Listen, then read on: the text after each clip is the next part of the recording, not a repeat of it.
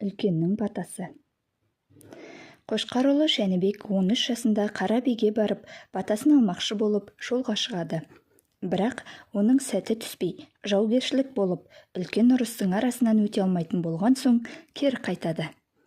Содан арада 3 жыл өтіп, ол 16 жасында соғыстың тоқтағанын күтіп, Қара биге келіп сәлем береді.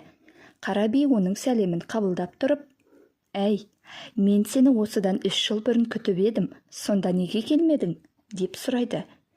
Жәнібек болған оқиғаны айтады. Онда жөн басқа», дейді Қара би. «Менде қандай бұйымтайың бар? Оны өзіңіз де сезіп отырған шығарсыз. Маған керегі сіздің батаңыз», дейді Қошқарұлы Жәнібек. Сол кезде би қолын жайып, «Бедері жоқ қылқадан, берік тоқылған бөз артық. Бірлігі жоқ туыстан, берік сөйлескен жат артық. Пайданы алыстан қылғайсың, залалды жақыннан қылғайсың. Тышқанда інінің айналасына оттамайды, оны да есіңе алғайсың», деп батасын беріпті.